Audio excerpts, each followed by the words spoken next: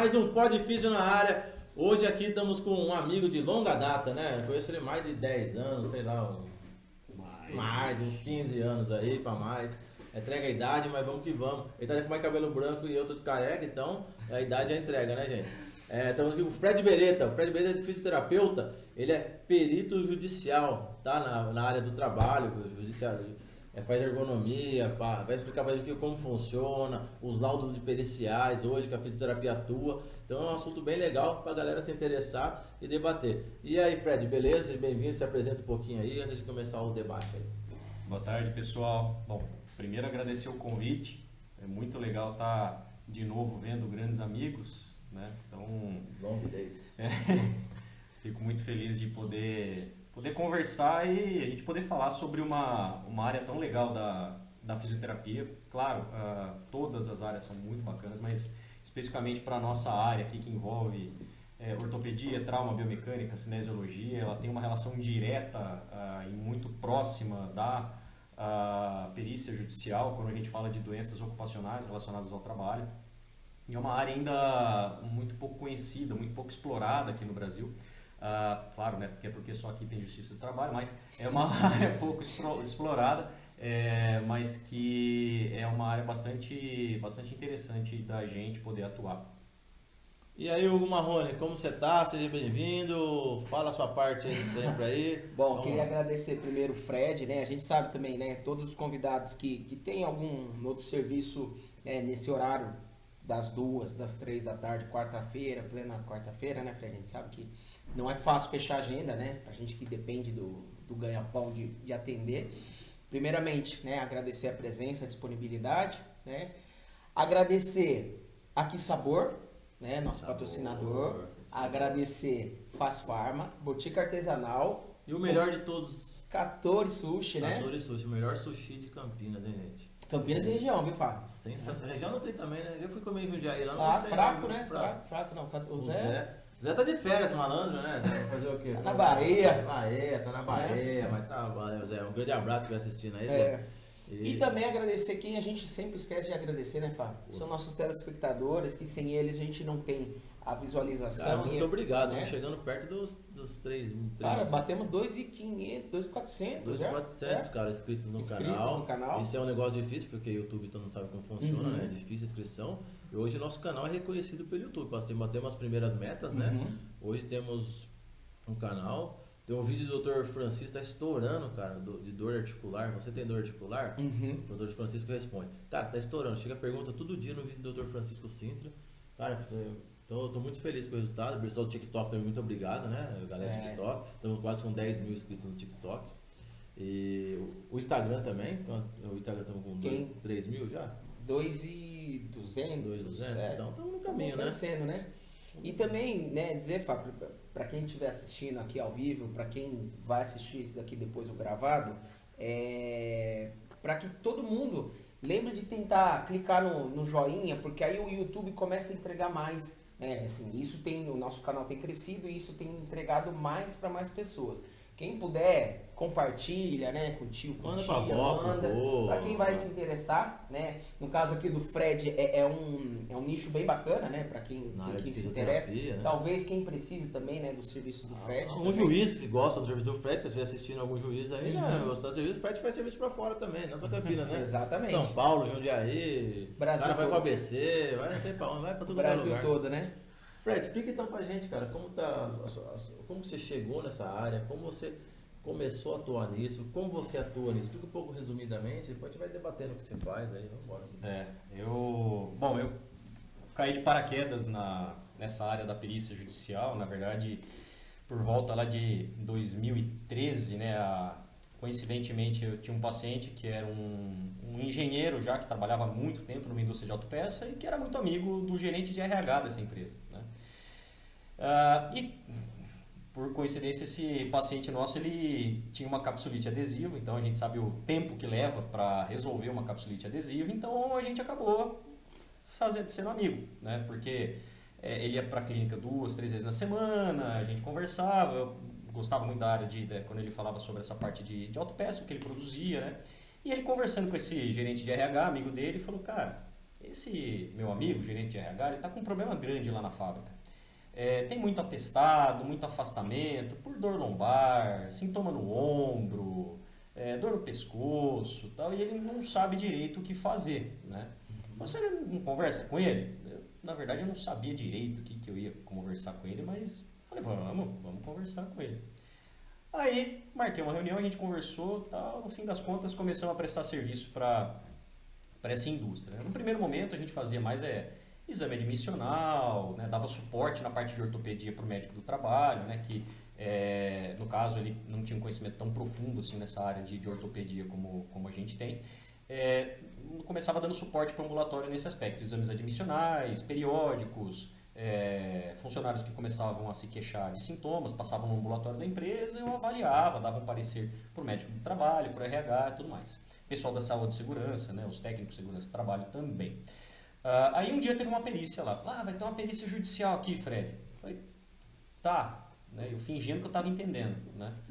Aí eu falei, vou acompanhar esse negócio aqui. Aí foi um médico, né, nomeado pelo juiz, né, basicamente o que é a perícia judicial, né.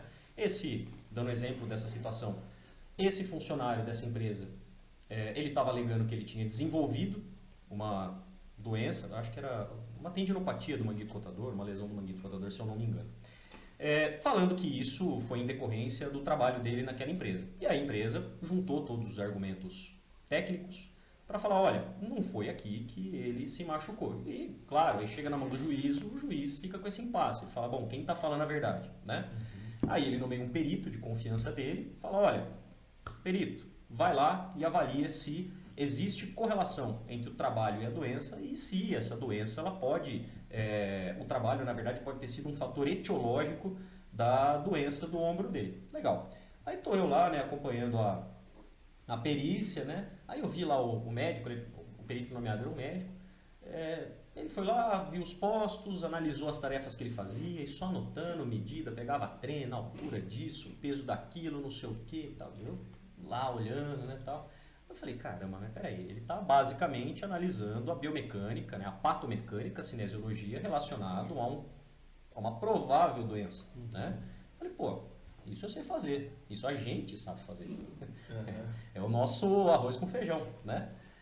Aí, depois de algumas semanas, ele emitiu um parecer lá e esse gerente de RH da empresa falou assim, olha, Fred, o parecer do juiz aqui. Aí no parecer do juiz em resumo, do perito em resumo, estava lá, ele fazia uma anamnese e falei, bom, isso eu também sei fazer.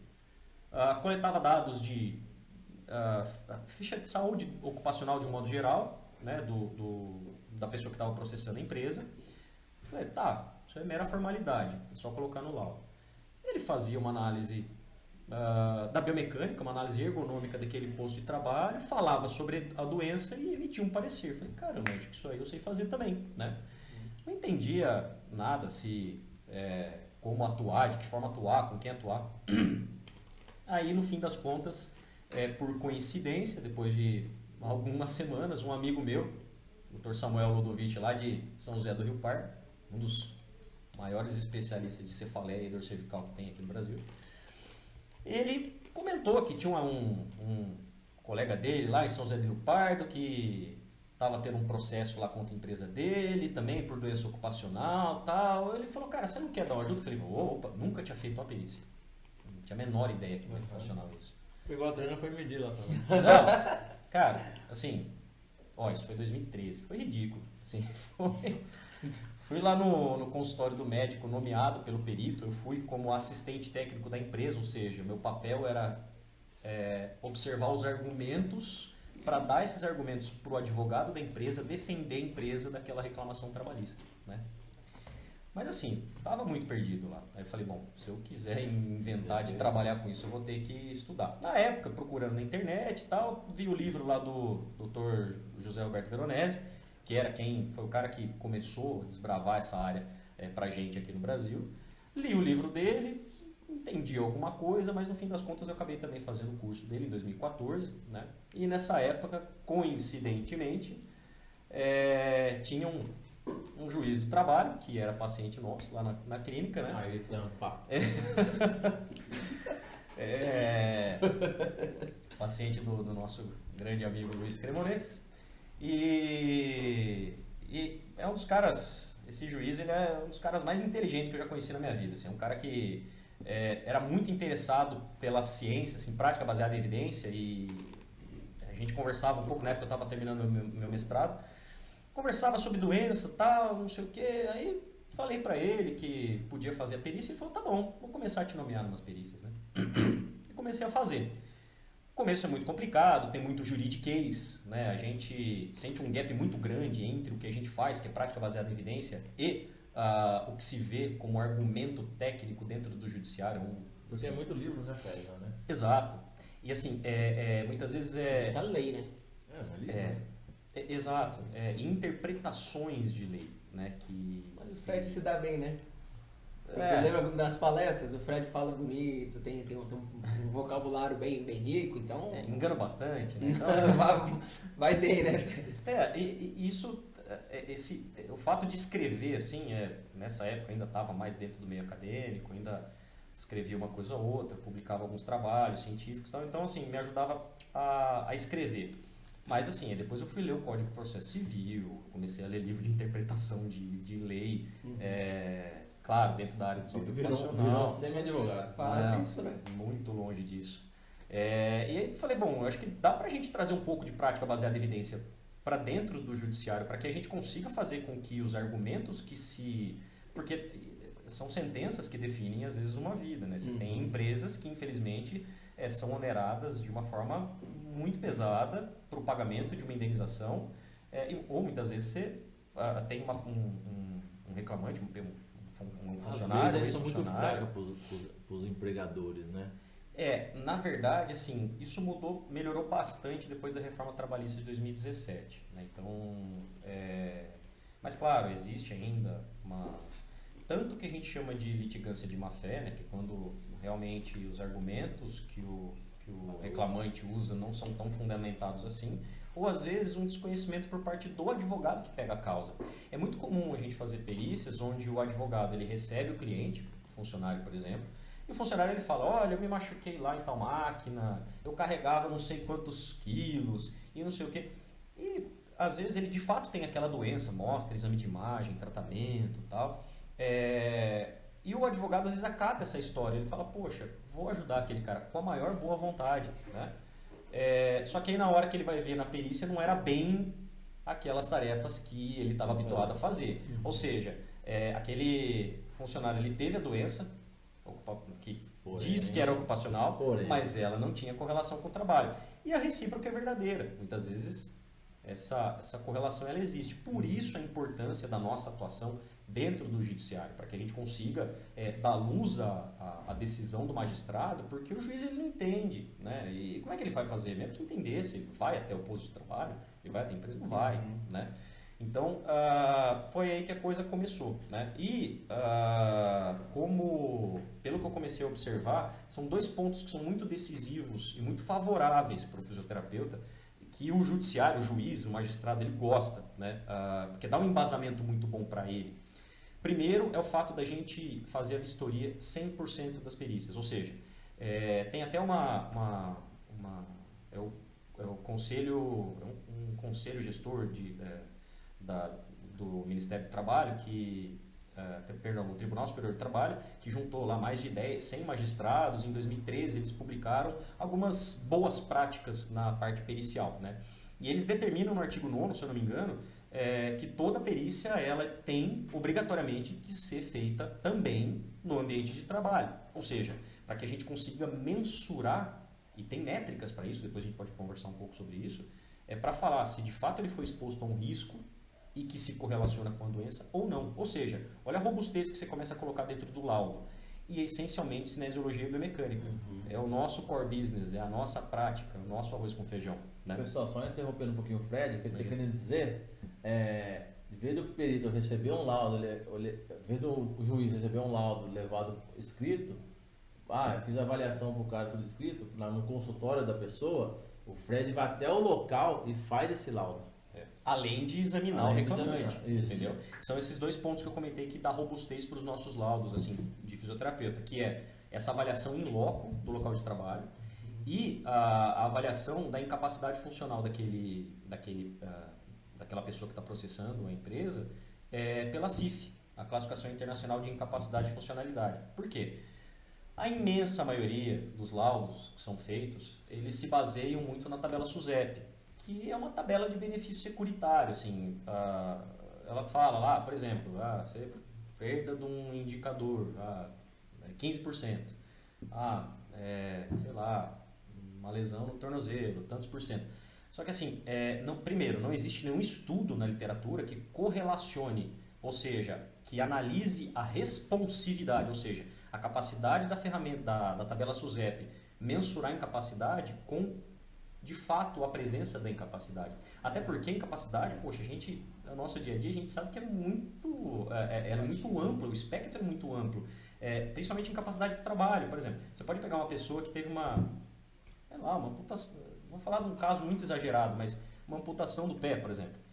Se aquele indivíduo é um trabalhador de uma linha de produção, um trabalhador mais braçal, ou pode ter uma outra pessoa com a mesma lesão, mas ele é um advogado, por exemplo, que trabalha eminentemente sentado, não é um trabalho braçal, a incapacidade gerada é totalmente diferente. Mas para a tabela SUSEP, a indenização é a mesma.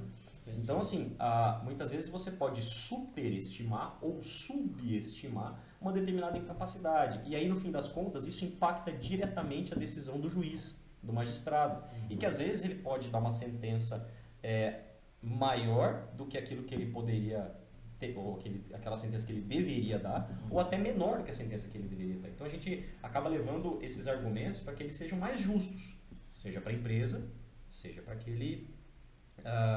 daquele funcionário, ex-funcionário que seja, que está processando a empresa. Né? Então, esses foram os dois pontos decisivos. Né? Para a nossa área, é uma demanda reprimida grande, porque são poucos os fisioterapeutas que fazem. Eu percebo que o judiciário começou a entender e gostar desses nossos laudos, né? Que é um mercado que estava eminentemente com médico para eles também, né? Facilita os caras, velho. Sim.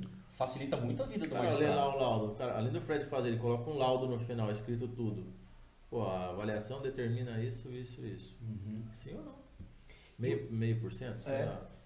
E o que difere, Fred, por exemplo, por exemplo, a perícia do fisioterapeuta do engenheiro? Porque é o que a gente estava falando. Hoje é muito um nicho. É médico do trabalho e o engenheiro do trabalho. E aí, assim, aonde que você, como fisioterapeuta, você entra nessa complementação, ou você também faz os mesmos serviços que os dois, que essas duas profissões? Eu falo que a gente caminha entre os dois, né? Tem tanto trabalhos que a gente faz, tanto quanto médico e tanto quanto engenheiro, alguns trabalhos que a gente não faz. Por exemplo, a gente não tem, na nossa formação acadêmica e nas nossas especializações e residências, a gente não tem a capacidade de quantificar, por exemplo, insalubridade e periculosidade. Né? Que são agentes químicos, agentes físicos, cabe ao engenheiro. Né? Mas algo que o engenheiro também faz com bastante frequência são as análises ergonômicas. Ou seja, só que a gente também consegue fazer uma análise ergonômica. Né? E no nosso caso, a gente ainda tem o contato com o doente. Né? O engenheiro, ele raramente, ou ele nunca vai ter um contato como a gente tem com a doença. Né? Uma coisa Exato. Então, a gente, assim, pensando mais no trabalho de engenharia, a gente pode, é autorizado a fazer a análise ergonômica, que é a avaliação do ambiente de trabalho e ver se aquilo tem correlação com a doença ou não. Ou seja, se ele foi exposto a um determinado risco durante o trabalho e se aquele risco pode se correlacionar à doença. E no outro lado, quanto ao trabalho do médico, por exemplo, vamos falar mais da minha especialidade, as doenças ortopédicas, trauma, amputação, ferimento corto-contuso, sobrecarga, ortopedia, parte neuromusculoesquelética de modo geral. A gente faz todo o exame clínico, anamnese, mensuração de força, amplitude de movimento, e todo o estudo da doença para depois no final emitir esse laudo. Claro que a gente, por exemplo, não vai conseguir atestar, vou dar um exemplo bem esdrúxulo aqui, a queixa do indivíduo que processa a empresa é uma dermatite de contato. Eu não estudei dermatologia, não consigo fazer um laudo desse, né? mas eu consigo fazer o cara que alega que teve uma hérnia discal lombar em decorrência de um trabalho. Eu consigo, e a gente é autorizado a fazer isso, né? Até para não, pelo amor de Deus, gerar nenhum conflito com nenhum médico, até porque a gente tem amigos pessoais, né, que são nossos amigos, nossos parceiros que são médicos. Meu irmão é médico, minha cunhada é médica, assim, alguns dos meus melhores amigos são médicos. Então a questão não é exatamente a substituição do médico ou do engenheiro, mas a gente trabalha muito em parceria. Hoje é muito comum eu fazer laudo pericial onde você tem os 3 nomeados no mesmo processo. Você tem o engenheiro, você tem o fisioterapeuta, você tem o médico. Isso é muito... No passado nem tanto, mas hoje em dia está ficando muito comum. O reclamante ele queixa de insalubridade e periculosidade? Engenheiro. Ele se queixa no mesmo processo de uma dor no ombro? O fisioterapeuta. Junto com isso ele se queixa, sei lá, de alguma doença gastroenterológica, um burnout, por exemplo. Aí tudo bem, vai ao médico, entendeu? Poxa, olha que legal. Que laudo robusto, bem formado, multiprofissional, para decisão mais correta, mais justa, que é o que o judiciário busca, né? Fred, eu via muito assim, antigamente você falava, né, uma dificuldade de você se apresentar na empresa, chegar lá e falar, vem fazer uma perícia. Muitos falavam, mas você não é médico. E aí, como está hoje? Isso nas primeiras vezes, quando eu comecei a fazer perícia lá em 2013, 2014, né, que eu era nomeado, e só explicando, né, a gente é nomeado por uma ordem judicial. Ordem judicial ela se cumpre. Cumpra-se. Exato. Você pode discutir, e aí existem diversas ferramentas jurídicas para se discutir, mas a ordem judicial ela tem que ser cumprida sob pena de prisão e tudo mais. Nunca chegou a esse ponto, mas assim... Você pode determinar a prisão? Sim. Você pode chamar? Perito do juiz, sim. Eu posso chamar a polícia e determinar. Claro, isso nunca aconteceu. Sim, né? sim. Mas posso. É prerrogativa do perito. Né? E acontecia, né? De simplesmente falar, não vai fazer o exame clínico porque não é médico. Eu falava, não, tudo bem, não tem problema nenhum. Eu vou entregar meu laudo falando que eu não fui autorizado a examinar o reclamante, que eu fui proibido de fazer, eu fui proibido de cumprir uma ordem judicial, e aí é com vocês, né? Aí o advogado da empresa fala, não, peraí, não vamos conversar então, peraí, porque muitas vezes o médico da empresa, que não deixava, só que o advogado entendia qual o problema seria de não cumprir uma ordem judicial. Aí depois... Tava dando tiro no pé, né? O advogado sabia disso. Hoje é muito mais raro de acontecer. Aconteceu, por exemplo, esse ano, eu faço bastante perícia, esse ano aconteceu uma vez só, né? Mas no passado era mais comum isso de acontecer. Só que, o que acontece, né? É uma certa discussão que existe entre o Conselho Federal de Medicina, os conselhos regionais e os conselhos regionais federais de fisioterapia. Que aí entra a parte do ato médico e tudo mais. Só que uma coisa que a gente tem que entender é que Conselho Federal e Regional de Fisioterapia e Conselho Federal e Regional de Medicina, eles são autarquias que estão no mesmo nível jurídico. O Conselho Federal de Medicina ele não manda na prática do fisioterapeuta, e a recíproca é verdadeira. A gente não pode discutir, mandar. Exato. Aí essa discussão vai para onde? Vai para o judiciário. A gente tem instâncias do judiciário, ou seja, vamos puxar para a Justiça do Trabalho.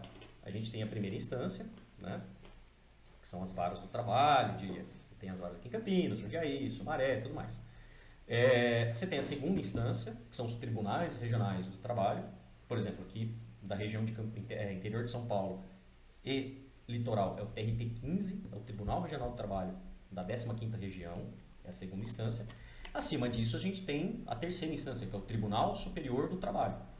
Acima dele, só o STF, só o Superior Tribunal, Suprema Corte. Chegou lá, o processo morre. Aí, chega um monte lá, os caras não têm tempo para ver isso, então por isso que a maioria para no TST, na terceira instância. Então quando a gente fala de criação de jurisprudência, ou seja, e aí, fisioterapeuta pode ou não pode fazer perícia judicial? Aí, bom, está errado olhar para o CFM, porque ele não fala na nossa jurisdição, mas o CREFITO, o COFITO fala, ele nos autoriza. Em cima da lei de não lembro que data, mas de maio de 2016, a Lei 466 do COFITO, que diz que nós somos autorizados, sim, a emitir parecer, relatório, laudo pericial, e isso não só para a Justiça do Trabalho. Você pode ser contratado por um escritório de advocacia para defender a empresa, para defender o reclamante. É o livre mercado. Exatamente. Então, o Conselho Federal de Medicina ele não pode fazer essa reserva de mercado. E não há problema nenhum do médico fazer também. Mas ele pode, nós podemos ir perfeito. Até porque não tem profissional para tudo, né? Não tem. Você pegar hoje, não tem profissional para fazer tudo com as perícias. Não tem. Tem pão pra todo mundo, né? Tem. Então, assim, não tem essa necessidade. E aí, voltando a falar um pouco da jurisprudência, ou seja, se o fisioterapeuta pode ou não, a gente vai para os tribunais de segunda instância. A maioria dos tribunais de segunda instância aqui no Brasil já autorizam, já aprovam, teoricamente, o fisioterapeuta atuar como perito judicial, né? Tem até, indo para o juridiquês, que a gente chama de incidente de uniformização de jurisprudência, né? Tem alguns TRTs que já é unânime. Essa matéria não se discute mais. Ah, fisioterapeuta pode ou não pode? Isso não se discute mais em alguns tribunais. Batido o martelo. E tem várias decisões por unanimidade no Tribunal Superior do Trabalho, pelos ministros do Tribunal Superior do Trabalho, falando que o fisioterapeuta, sim, ele pode atuar como perito judicial. Além disso, recentemente, até a gente reclama muito do nosso Conselho Regional, do Conselho Federal, mas nesse ponto a gente tem que tirar o chapéu.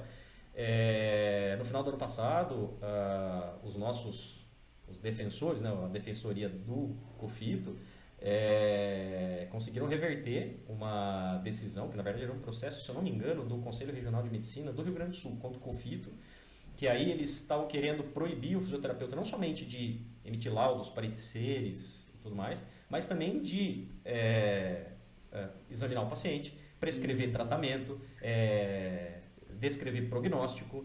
Eu lembro. Então, assim... Saiu esse ano, não foi? Foi no final do ano passado. Uma lei federal agora, então. Porque essa daí correu no Superior Tribunal de Justiça. Entendi. Ou seja, aconteceu numa alta corte da Justiça, fora da Justiça do Trabalho, mas que, de novo, derrubou essa decisão, essa tentativa do Conselho Regional de Medicina lá do Rio Grande do Sul, e que, por unanimidade, colocou a gente lá. Não, como o fisioterapeuta pode decidir sobre o seu tratamento, pode descrever prognóstico, relatório, parecer técnico e tudo mais. Então, assim, a gente tem muita jurisprudência que defende. Eu vejo o prefeito regional fazendo muita defesa aí, apresentar o trabalho da perícia judicial nos fóruns de trabalho, né? Sim. Eles vão até a prefeitura, fazem contato com a prefeitura encaminha para a instância, o fórum no trabalho lá, e apresenta o projeto. A Karina mesmo que formou comigo, Karina Bottcher, era perita também, e eu vejo ela aí no local apresentando a perícia fisioterapêutica, é assim que se diz? Exato. Para os juízes do local. Eu vi ela, já foi em Bragante, foi em vários lugares apresentar, e eu vejo que a resposta está sendo bem legal, assim. Tem parte, assim, o prefeito falha em muitas partes, eu acho que falha bastante em muitas partes. Bastante. Por ser leis, talvez por leis retrógradas, alguma coisa, aconteceu até comigo outro dia, no meu caso, mas, por outro lado, o pessoal jovem que está chegando, talvez consiga mexer o caldo melhor, reciclar um pouco essa área, né? Eu acho que o atual presidente, ele é novo, né? Então, assim, tem o Rafael Férez. Então, assim, deu uma renovada, né? E ele é um cara que, independente da área de atuação dele, acho que, se eu não me engano, ele tem uma assessoria de clínica, as coisas do tipo, né? Dele. Não, eu não sei qual que é a especialidade dele. Eu sei que ele tem uma empresa que faz consultorias para quem, por exemplo, você quer abrir uma clínica, ele vai lá e te auxilia, entendeu? Legal. Então, assim, ele tem a consultoria dele. Mas, independente da consultoria dele, ele valoriza o fisioterapeuta. O Fred, que é perito judicial, eu, Fabiano, que nós somos fisioterapeuta, você também é fisioterapeuta também, mas é só atuação. O fisioterapeuta hospitalar, fisioterapeuta, ele não interessa, entendeu? Os anteriores não tinham uma certa preferência, né? O anterior era fisioterapeuta de hospitalar, então ele foi muito pro hospital, né? Mesmo durante a pandemia, assim, a gente teve um crescimento muito grande da nossa profissão, né? Sim. E foi também na gestão desse atual presidente. Então, assim, eu acho que deu uma renovada, o Fabiano falou, né? assim, deu uma repaginada. Lógico que todo conselho tem sua falha, né? Assim, Sim. acho que tem muita coisa para melhorar, né? Todo lugar tem sua falha, na verdade. Não é Ninguém perfeito, é 100% perfeito, né? A gente mesmo, em tratamento, nós temos falhas. Sim, sim. Sim. Eu acho que até crescendo, o Fred pegou um nicho de mercado excelente, cara. Eu vi quando ele começou, sou suspeito de falar, porque eu vi o começo dele. Eu tava com ele quando ele começou. Tanto é que ele partiu para uma área que eu não me identifiquei.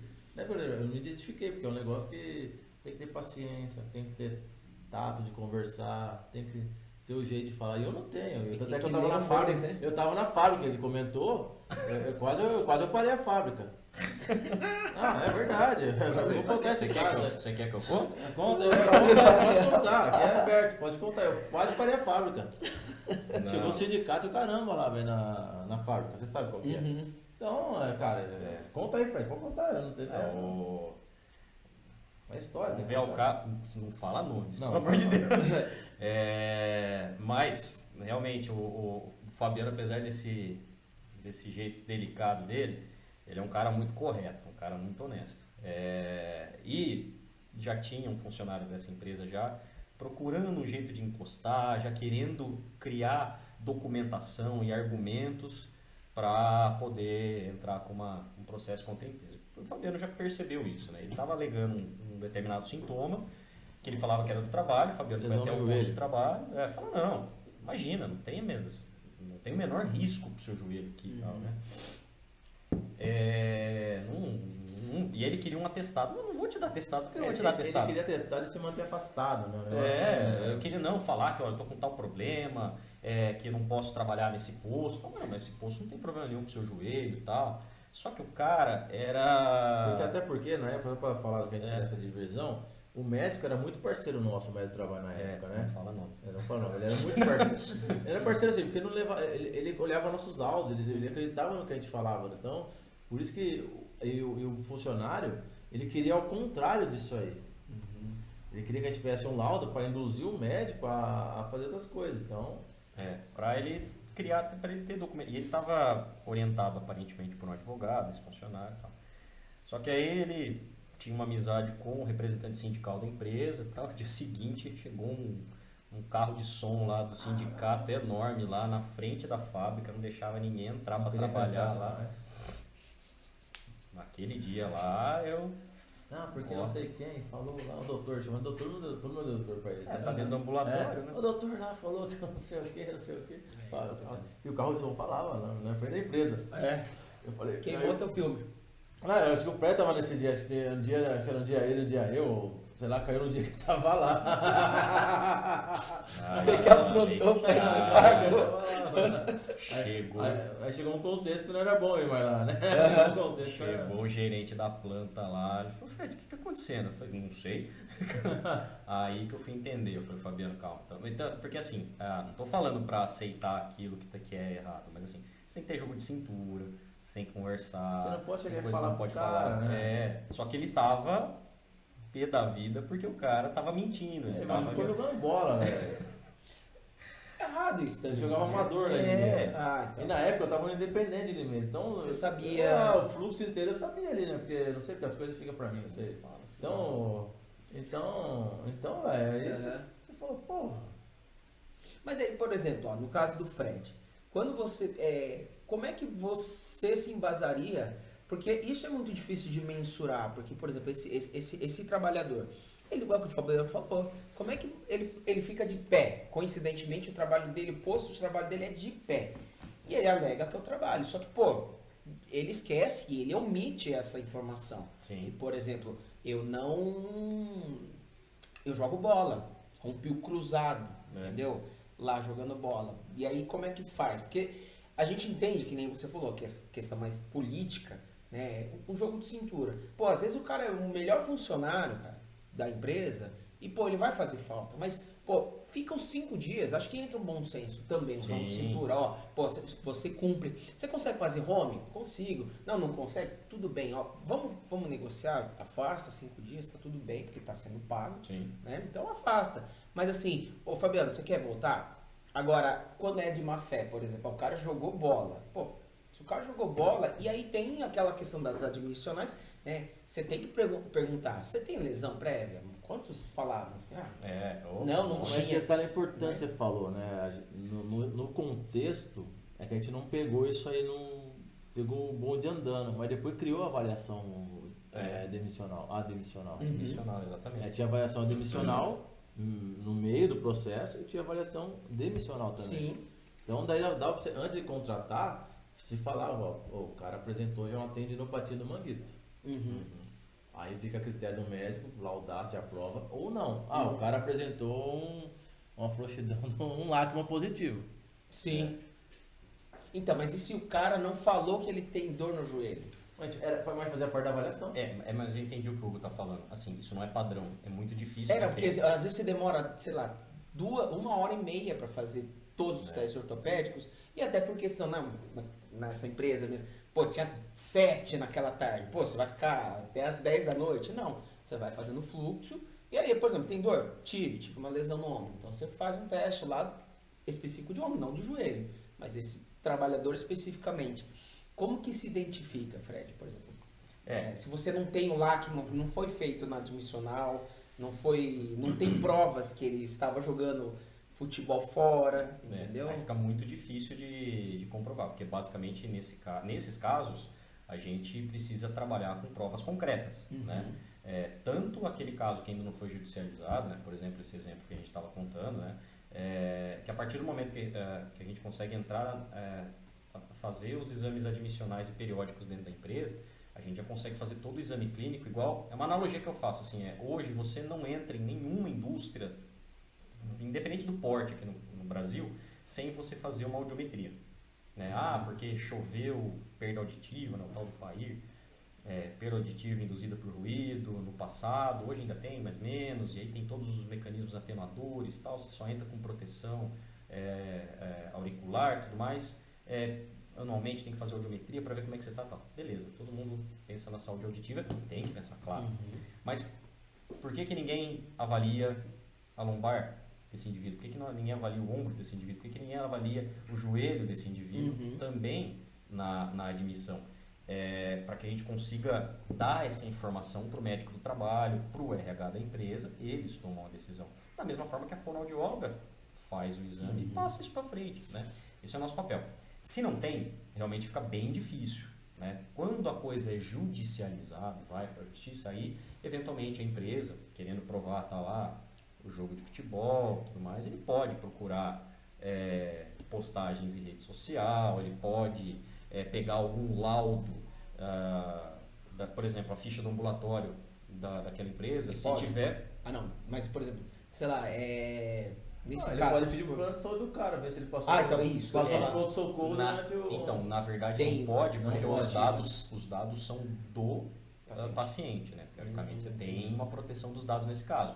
Mas, por exemplo, vamos supor que nesse caso aí o rapaz ele passou no ambulatório da empresa falando, putz, na segunda-feira, sei lá, no sábado eu joguei bola, tal, aí torci o joelho, tá inchado e tal. O médico do trabalho vai escrever, refere trauma durante a prática de futebol 2 dias, tal, não sei o que, encaminhei, mediquei, não sei, troquei ele de função, né? Entendi. Então esse documento, que tudo bem é do funcionário, mas está com a empresa, e até por lei a empresa tem que guardar isso, porque é um registro da saúde ocupacional daquele indivíduo dentro da empresa. Então ela também pode usar, quando judicializado, ela pode usar aquilo como argumento favorável. Fala, olha, a lesão que ele teve, sei lá, estou supondo, uma lesão do ligamento colateral medial. Tá. Ele refere, chegou um dia no ambulatório e falou que torceu jogando bola. A atividade que ele faz não gera instabilidade, não tem nenhum histórico de acidente dele aqui dentro, que ele tenha escorregado, torcido o joelho, entendeu? Aí cria-se um argumento favorável para a empresa. Ou ao contrário, infelizmente, isso ainda acontece. Escorrega. Né? Ainda acontece casos de amputação, casos de lesão por sobrecarga, infelizmente acontece. Não, mas o dele foi... LGPD, gente. Não, então, ele... O cara cagada dele. Não, mas ele é autônomo. E aí ele fala que ele estava distraído e quando ele virou a serra da marcenaria dele, ele, decepou. Aqui, né? Aqui você pegou 2. Então, É que tá, isso ainda acontece, entendeu? Então, e aí cria-se também esses argumentos favoráveis ao reclamante, à pessoa, porque, claro, se ele teve, de fato, esse chama de dano material, né, por causa do acidente, ele tem que ser indenizado, né? E aí entra de novo a gente para fazer justiça, ou seja, tem que ser indenizado? Sim. A doença é 100% por causa do trabalho? Sim. Ou não, ou parcial.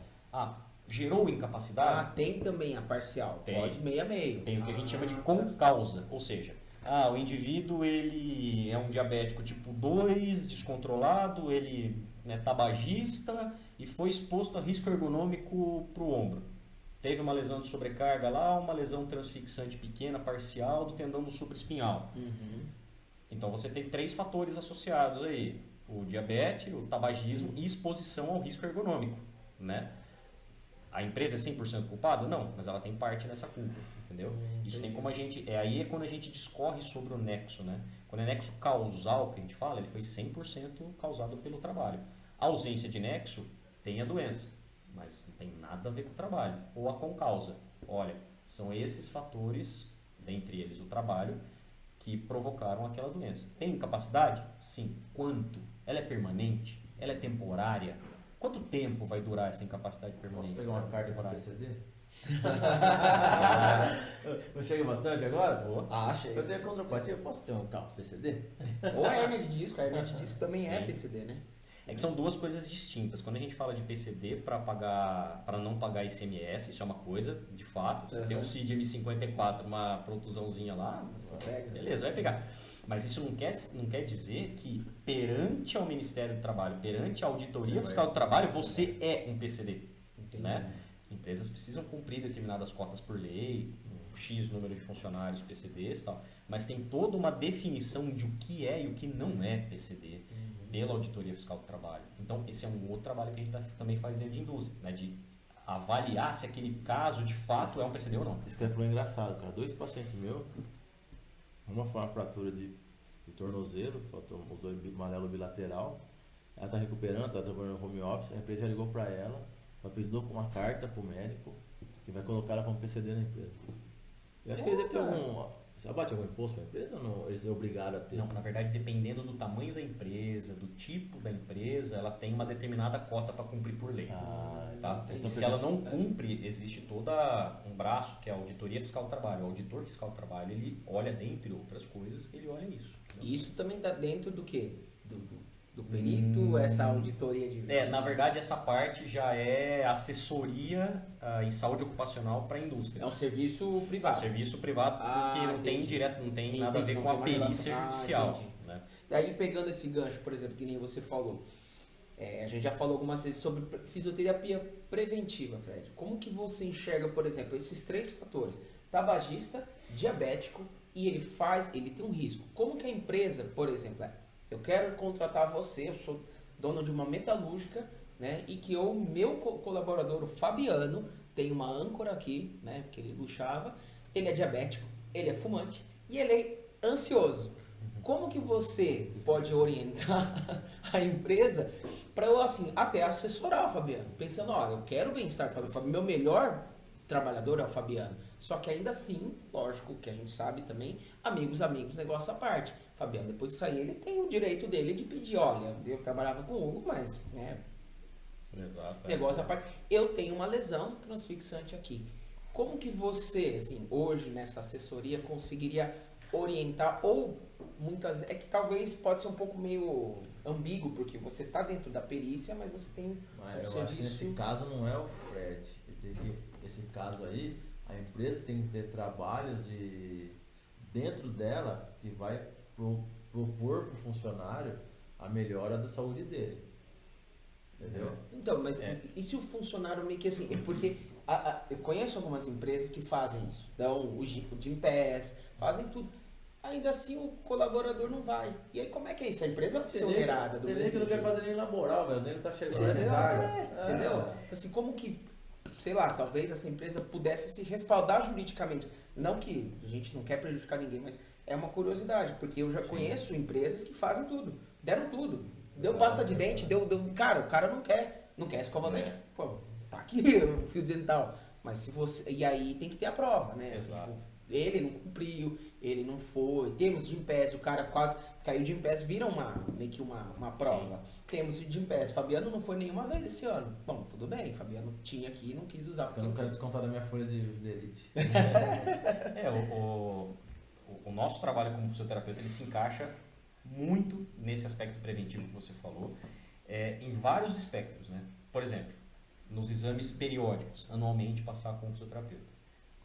Índice de massa corpórea, como é que está esse indivíduo? Ele já fez aquele hemograma anual, já passou com o médico, então o médico do trabalho ele também já sabe como é que está, por exemplo, o nível de glicemia dele, ou como é que está o colesterol total dele, né? LDL, VLDL, consegue já medicar e orientar. A gente, no exame periódico, a gente já consegue ver se esse indivíduo teve algum sintoma ortopédico, musculoesquelético, seja dentro da empresa, possivelmente correlacionado ou não. Isso já existe uma documentação e uma atuação preventiva. É por algum risco ergonômico na empresa? Poxa, beleza, eu fiz o levantamento da análise ergonômica da empresa, eu sei que de fato aquele posto de trabalho ele gera algum risco para o ombro. Pô, deixa eu ir lá conversar com o engenheiro de saúde e segurança, vamos propor uma melhoria em ergonomia, vamos fazer com que aquele posto de trabalho ele não gere mais o risco. Isso tudo é documentado. Vamos lembrar que a ergonomia, a gente tem diversas normas regulamentadoras do Ministério do Trabalho e Emprego. Agora não sei se é trabalho e emprego ou trabalho e previdência. Bom, mudou com o começo do ano, mas enfim. E aí, a 17ª, NR17, ela fala sobre ergonomia. Né? E é algo extremamente importante, que muitas vezes dentro da nossa graduação é passado como é a altura de cadeira aí do teclado, né? Cara, é muito além disso. Coloca um apoiozinho no pé pra ficar mais treinadinho. Mas é muito além disso. É um trabalho extremamente complexo, extremamente detalhado, assim. E que é obrigatório. E hoje, com o que a gente chama de e-social, ou seja, todas essas informações relacionadas à saúde e segurança da empresa, não só isso, mas puxando para o nosso lado da saúde e segurança, a gente tem que colocar dentro do e-social. Quem está olhando dentro do e-social? Previdência, Receita Federal, Caixa Econômica Federal, ou seja, você tem o olho, você tem o olho do governo lá em cima dos riscos onde aquele indivíduo está, ou eventuais riscos que ele está sendo exposto. Ou seja, o governo ele sabe, né? Olha, o CPF tal, durante tanto tempo ele trabalhou em tal empresa e ele foi exposto a ruído, ele foi exposto a risco ergonômico, né? Aí ele foi para uma outra empresa, ele foi exposto a isso, tal. E ele se machucou, foi para o INSS. Aí ele recebeu um benefício previdenciário por tal doença e tal. A ideia é criar este histórico hoje, né? Então, se você faz uma melhoria ergonômica lá, você também documenta que aquele risco ergonômico ele não mais existe a partir do momento que você melhorou o ambiente de trabalho. Essa parte preventiva que você falou, né? Então, esse espectro, de fato, a gente consegue atuar bastante na área preventiva. Vou introduzir determinadas pausas em trabalhos que eu sei que são repetitivos e que precisa ter aquela pausa e que a NR17 ele exige que tenha quando aquele trabalho necessita, né, um trabalho com um esforço maior, um movimento repetitivo maior. Então, tudo isso são melhorias dentro do ambiente de trabalho que a gente precisa documentar e, por lei, informar esse e-social, né, o olho do governo. Né? O governo faz o cerco em tudo, cara. Isso aí, filho, não perder nem a pau. Não, mas é interessante isso, fazer um histórico. Porque se você tá devendo para ele, ele vai atrás. Sim. Peraí, faz um outro também. Documenta tudo, deixa seu histórico. Até porque, igual o funcionário passou para o INSS. A próxima etapa, o que ele pensa? No outro trabalho, eu quero aposentar por invalidez. Eu posso? Aí tem tudo lá, né, velho? Tem toda a capivara lá. Exato. A capivara não bater, filho. Não vai exatamente isso. Até entra num outro ponto bastante interessante. Em 2010, começou uma tributação, um imposto que a gente chama de FAP, né, que é o Fator Acidentário Previdenciário. Ou seja, basicamente, a gente sabe dos déficits que a gente tem em todas as áreas do fiscal público. Né? Então, o INSS não está longe disso. Né? Então, com o objetivo de aumentar a arrecadação do INSS, a gente tem vários tipos de benefícios que podem ser concedidos pelo INSS. Tem aqueles Bs que a gente chama de Bs 9, 91, 92, 93, 94. Não vamos entrar em detalhes agora, mas basicamente quando tem esse início do número 9, o INSS entende que é uma doença ou um acidente de trabalho decorrente do trabalho. Ou seja, ele se acidentou, fez a cirurgia, vai ficar 6 meses afastado. Ele se afasta pelo INSS, beleza. A empresa fala, não, pelo INSS está tranquilo, não sou eu que vou pagar. num primeiro momento o INSS ele vai pagar. Só que vai entender que é um B91, uma doença ocupacional, tá? Aí ele vai, via FAP, esse imposto, cobrar da empresa e com correção. Falar, olha, perfeito, paguei aqui o tempo para o beneficiário, para o funcionário e tal, só que, entendo que essa doença ela é ocupacional, então tá aqui o valor que você tem que pagar, essa contribuição. E quanto maior o número de afastamentos por doenças reconhecidamente pelo perito do INSS, aí já não é o perito judicial, é o perito do INSS, é diferente, tá? Mas é o médico lá que está lá no posto do INSS. Quando é reconhecido pelo perito do INSS que a doença é ocupacional, essa tributação aumenta. E a recíproca é verdadeira. Se ele tem um bom controle das doenças ocupacionais, a tributação ela cai. E assim, é uma tributação extremamente pesada, porque ela pode chegar até 6% da folha salarial anual, os 13 salários da empresa inteira. Imagina uma firma, indústria que tem não sei quantos mil funcionários. Uma empresa de, 1.000 funcionários, facilmente ela vai chegar a uma folha salarial lá de 50, 45 milhões por ano. Então você imagina, você tem uma tributação lá de 1.800.000 por ano. E a gente não está falando de tudo que é imposto, não, a gente fala só de um. Entendi. Né? Que é para arrecadar o INSS. Então, assim, aí no ponto preventivo, olha a importância do nosso trabalho. A gente fazer com que aquela empresa economize, não é pouco, é muito dinheiro, ela economize muito dinheiro, a partir do momento que tem estratégias preventivas. Se arrependimento matasse, né? Não estaria aqui o...